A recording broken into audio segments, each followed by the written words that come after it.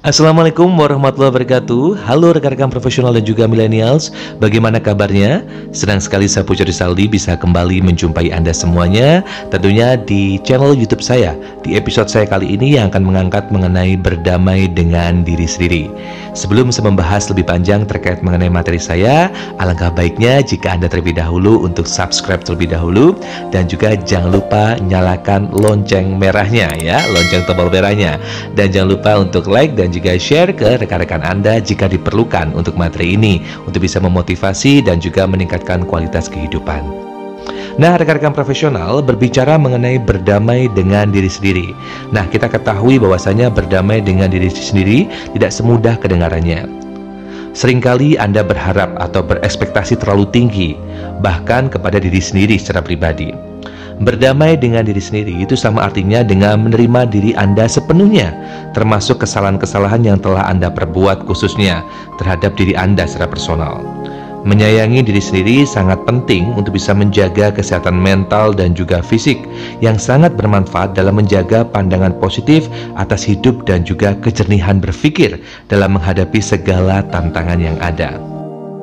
Nah, untuk Anda semuanya yang masih ketakutan dengan masa lalu dan ingin berdamai dengan diri sendiri, nah ada beberapa hal yang akan saya sampaikan terkait mengenai hal ini. Bagaimanakah caranya untuk bisa berdamai dengan diri sendiri dan juga keadaan? Yang pertama yang perlu Anda fokuskan atau konsentrasikan adalah memaafkan kesalahan orang lain dan juga diri sendiri. Masa lalu yang begitu sulit dilupakan adalah masalah orang lain yang terjadi pada kita. Kadang ya, kita selalu saja mengungkit kesalahan orang lain sampai sulit memaafkannya. Cara pertama ini harus segera Anda lakukan sebelum masuk ke cara selanjutnya. Kenapa? Karena sangat penting memaafkan kesalahan orang lain, entah dia sudah meminta maaf atau bahkan belum. Lagi pula, bukankah menjadi pemaaf itu jauh lebih baik ya, rekan-rekan profesional dan juga millennials? Ya, lantas selanjutnya yang kedua adalah berusaha berlapang dada atas apa yang telah terjadi. Merelakan sesuatu yang sudah terjadi itu memang sulit ya. Saya katakan sulit memang karena saya perlu proses juga dan perlu waktu untuk bisa merelakan sesuatu yang sudah terjadi. Namun, semua harus kita usahakan untuk bisa. Mencoba berlapang dada bisa menjadikan kita jauh terasa lebih lega. Bayangkan saja rekan-rekan profesional juga millennials, ketika kita ikhlas dan merelakan setiap masa lalu yang begitu pedih, tentu perlahan kita bisa melupakan kesedihan tersebut dan jauh lebih tenang dalam menjalani kehidupan di masa depan atau masa mendatang. Lantas kemudian adalah menjadikan kesalahan di masa lalu sebagai pelajaran. Sama seperti sebuah cerita, pasti dalam masa lalu yang sulit akan mempunyai hikmah masing-masing. Meski terkadang hikmah itu tidak bisa datang begitu saja ya, namun bukan berarti tidak bisa sama sekali atau tidak ada sama sekali.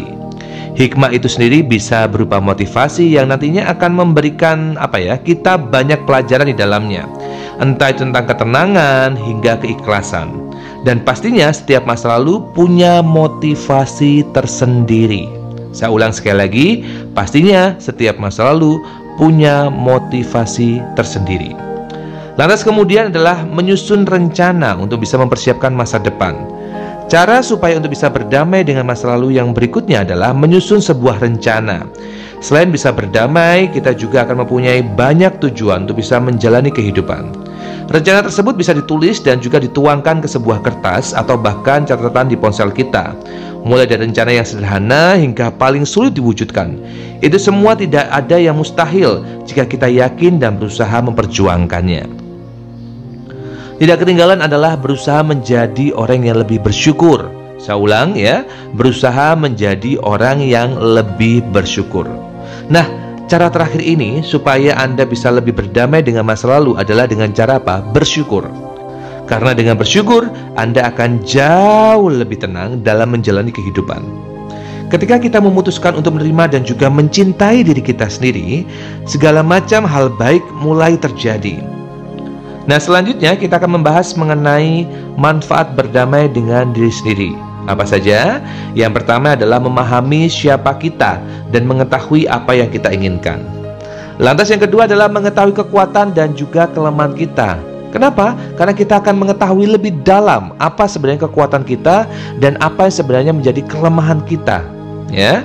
Lantas kemudian adalah menjadi nyaman dengan diri kita sendiri. Dengan kita menerima diri kita secara baik, maka kita akan jauh lebih nyaman untuk bisa berkomunikasi dengan diri kita secara pribadi dan bersyukur atas apa yang sudah kita peroleh hingga sampai saat ini. Lantas kemudian adalah mampu menghadapi tantangan dalam hidup kita dan berhasil dengan apa yang kita kejar. Tidak ketinggalan adalah merasa nyaman dengan orang lain dan mampu berbicara di depan umum atau di depan kelompok.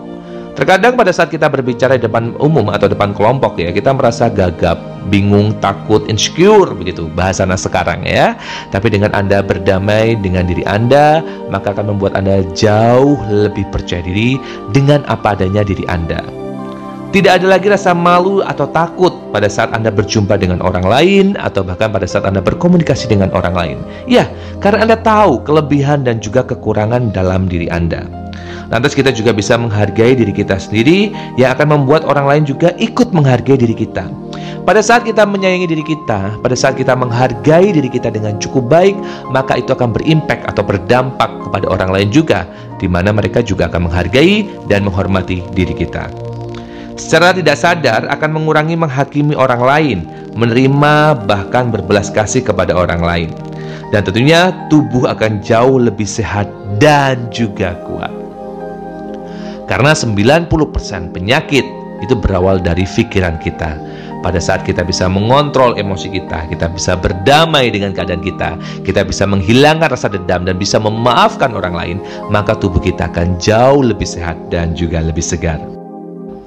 Lantas kemudian adalah pikiran lebih jernih, lebih tenang, dan juga lebih bahagia.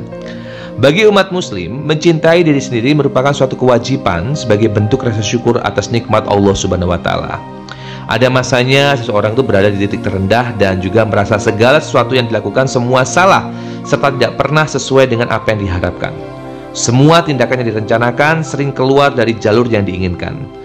Selalu membandingkan diri sendiri dengan orang lain hanya akan membuat Anda menjadi semakin terjatuh dan kehilangan arah. Sehingga yang terjadi Anda akan menyulitkan diri Anda secara pribadi. Dan untuk sebagian orang lainnya, menyalahkan diri sendiri merupakan satu-satunya keputusan yang dengan mudah diambil ketika sesuatu yang buruk menimpanya. Setiap orang pasti pernah melakukan kesalahan dan setiap orang pun pernah mengalami hal-hal yang buruk. Rasa marah adalah nafsu yang ada di dalam diri manusia yang dapat menimbulkan rasa benci pada diri sendiri maupun seseorang. Dan dalam Islam ya, terdapat penjelasan mengenai beberapa aturan yang harus diperhatikan ketika marah. Dan hal tersebut ada di dalam surat Al-Fat ayat 6 yang berbunyi, dan dia mengazab orang-orang yang munafik, laki-laki dan perempuan, dan juga orang yang musyrik, laki-laki dan perempuan, yang berprasangka buruk terhadap Allah Subhanahu wa Ta'ala. Mereka akan mendapatkan giliran atau azab yang buruk, dan Allah murka kepada mereka dan mengutuk mereka, serta menyediakan neraka jahanam bagi mereka. Dan neraka jahanam itu seburuk-buruk tempat kembali. Nah, rekan-rekan profesional juga millennials, itulah merupakan bagaimanakah caranya kita agar bisa berdamai dengan diri sendiri. Semoga materi yang saya sampaikan pada kesempatan kali ini bisa menginspirasi Anda, bisa membuat Anda jauh lebih paham bagaimana cara berdamai dengan keadaan dan juga diri sendiri, atau bahkan berdamai dengan masa lalu. Baik, saya harus mengakhiri materi saya pada kesempatan kali ini, dan kita ketemu lagi di episode selanjutnya. Akhir kata, saya Pujo Rizaldi mengucapkan banyak terima kasih, dan semoga dalam waktu dekat Anda akan mendapatkan kabar baik, kabar yang membuat perjuangan Anda selama ini terbayarkan. Amin amin ya rabbal alamin. Sampai jumpa. Wassalamualaikum warahmatullahi wabarakatuh.